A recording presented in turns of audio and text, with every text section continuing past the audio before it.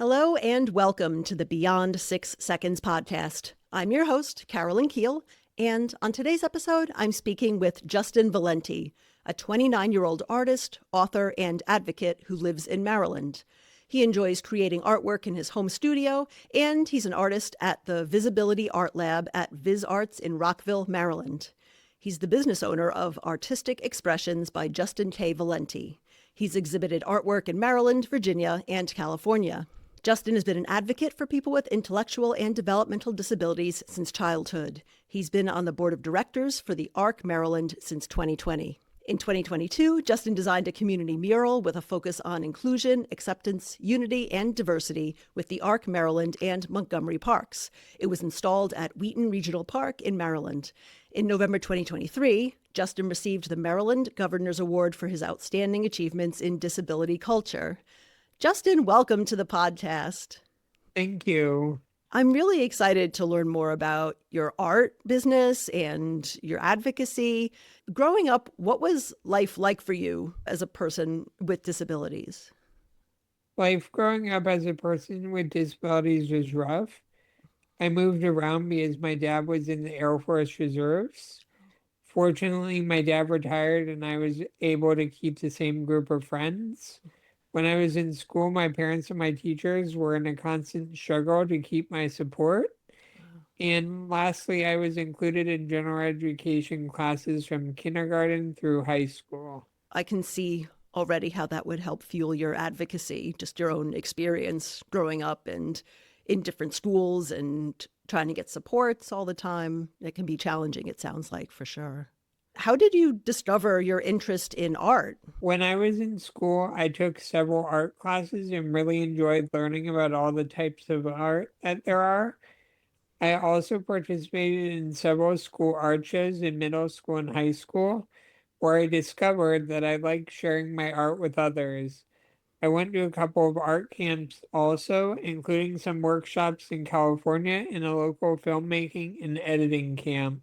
That's really cool. What is your favorite type of art to create? My favorite type of art to create is fluid artwork. Fluid artwork is pouring paint onto a canvas and moving the canvas around until the paint covers the entire canvas. I enjoy fluid art because I like mixing different colors and seeing how each painting turns out. Every fluid painting I create is a one-of-a-kind piece that cannot be recreated. I also enjoy creating digital art because each subject that I choose to draw or create is unique and every piece has a special meaning for me. Your digital artwork, is that with software like Adobe Illustrator? Yes. Are there certain types of themes you like to draw for that, or is sort of whatever inspires you? It's whatever inspires me in the environment around me. How many hours a day do you spend on painting, or does that depend? It depends on the day. I also have a day job, so I do it outside of my day job. Mhm. So probably about like 4 or 5 hours. Wow, that's quite an investment of time. That's really cool. And you've had your art displayed in several different places. We mentioned some of the different states in your introduction where it's been shown. Tell me more about some of the places where your art has been either featured or displayed. So my artwork has been displayed and featured in many art shows and art festivals throughout my life.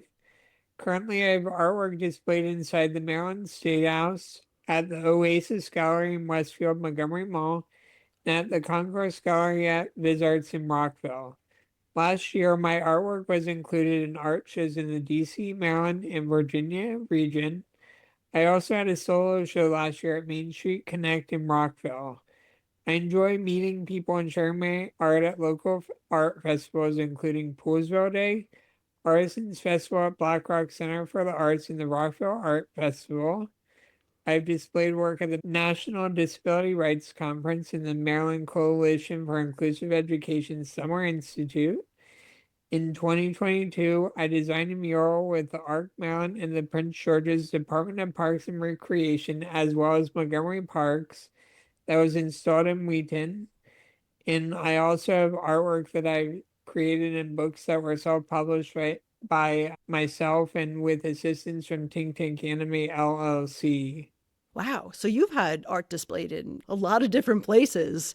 You must have to go out and meet a lot of people in order to find the opportunities, or do some of the opportunities kind of come to you? So it depends. Sometimes I meet people and sometimes I submit proposals for different art shows and galleries. It just depends on what the opportunity is that I'm given. Wow, that's really awesome. And it's so cool that you have your own business around this as well to show and display and sell a lot of your artwork. That's really cool. I've seen you talk about this a little bit in other talks and online, but you've shared how creating art actually has helped your mental health and well-being. Could you talk more about how does creating art help your mental health? So creating art helps my mental health because it allows me to relax after a busy day and also during times when life is stressful. Artwork also helps my mental health because it allows me to express how I'm feeling using different colors. Like, for example, when I paint, it allows me to see the colors and relax my mind so that I can create freely. And for my digital art, it's similar. I could see how that type of expression helps. It must be very calming and it's a good creative release and expression. Yeah, that's Yes. wonderful. You've achieved so much with your art, from shows and awards and grants and recognitions. And I guess as an artist, like, what are some of your achievements that you are proudest of? So the achievements that I'm proudest of are my Maryland Governor's Award for Disability Culture that I got in 2023 in the mural that I designed in Wheaton Regional Park in Silver Spring, Maryland. Another thing that I'm proud of is the grant that I was awarded by the Arts and Humanities Council of Montgomery County in 2025. That's cool. Like getting a grant. That's awesome. You're also an advocate for people with disabilities. So tell me more about your advocacy that you do for people with intellectual and developmental disabilities. I've been advocating for people with intellectual and developmental disabilities for over a decade. I've spoken to many groups of people about my experiences as someone with a disability, and I also advocate through my art. Got started with my advocacy when I was asked to speak about having a service dog at my elementary school in 2002. I also spoke on a panel in front of Congress in 2009, and I spoke to the Maryland State Senate with Best Buddies Maryland in 2013. I also serve on the board of directors for the ARC Maryland as their executive secretary, and I have experience with training self-advocates for people on the go of Maryland. How do you find the opportunities to advocate? Do people come to you, or do you identify local organizations and network with them? So for a long time, I got opportunities through the Maryland Coalition for Inclusive Education, but over time that has changed. Like I have found myself finding more opportunities on my own, and then occasionally someone will reach out to me as well. That's awesome. It sounds like you have to speak publicly for at least some of the advocacy that you do. Is that something that you enjoy, like giving public presentations? Is it something you have to prepare a lot for? Like, what's that like? So I spend weeks practicing speeches for events. And then when I go up to speak, I really enjoy it because it allows me to share my story and about my experiences. Yeah. It's really great because some people find it challenging to speak publicly. So it's always really cool to see someone who, enjoys it, and you make such a difference through the speaking that you do with this. That's powerful. You've achieved so much already in your advocacy and with your art. Looking forward, what are some of your goals that you have for your art and your disability advocacy? So my two goals for my art are to be able to accomplish more as an artist and to have more solo art exhibitions, Mhm. like the one at Main Street Connect. One of my goals for my advocacy is to promote other artists who are neurodiverse and share my interest in advocacy. I would also like to continue talking to other people about my experiences. That's very cool. Yeah. What specifically are the disabilities that you have? The disabilities that I have autism, Mhm. And I have a genetic disorder that's rare that's called 5P minus syndrome. It's also known as Creta-Shaw. And I also have schizoaffective disorder. Your own lived experience and the advocacy that you do for other people with disabilities, I think is really powerful, that combination. Yeah, I think it's awesome that you've really found ways to use your talents to, express your creativity and have a business and help other people as well. Justin, what's the best way for people to get in touch with you if they want to either learn more about your art or about your advocacy? So people can visit my website at www.jkvalenti2014.com to find out more about me and my art. I also have a contact form on my website that can be used to get in touch with me, and I have an email address where they can email me, and I check my inbox regularly. Are there certain types of opportunities that you're most interested in getting more of right now?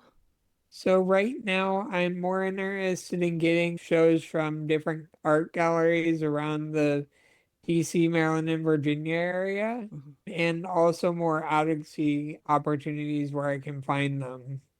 I will put a link to your website in the show notes of this podcast so people can click on it and find your contact form and hopefully reach out. I also want to mention you also sell your art. Like you don't just display it, you actually sell it. Can you tell more about the types of ways that you sell it through your business? So for my business, I sell through my art studio that I'm part of at VisArts, and I also sell independently, like on my website's online store. I accept cash, Venmo, different types of payment, and I also have like my own business account, which helps me like not lose my benefits when I'm selling my art. Do you sell your art as prints or note cards or other types of forms? So I have prints that I sell, digital prints. I Mhm. have note card packs. I have tote bags. I have t-shirts. I think the most recent product that I have is stickers with my digital art on them. And I also have like canvases that I sell too and original artwork from me as well. That's cool. Yeah, that's a whole variety of things. And the types of art that you create are really varied. So I'm sure there's something for everyone. So I encourage everyone to check out the website to learn more. Justin, it's been great talking with you. Is there anything else that you'd like our listeners to know or anything else that they can help or support you with? So I would like to invite listeners to check out my work on my website or through the VisAbility Lab. It is the 10-year anniversary of the VisAbility Art at VisArts. People can donate to keep this program going through VisArts' website, www.visartscenter.org. And I love to meet people in person, so come see me at one of my upcoming events. Very cool. Yeah. Well, Justin, thank you so much for talking more about your experience and the really awesome and cool work that you do in art and advocacy and your business. It was great talking with you, and thank you for being on my podcast. You're welcome. I hope that your listeners enjoy this podcast. Yeah, absolutely.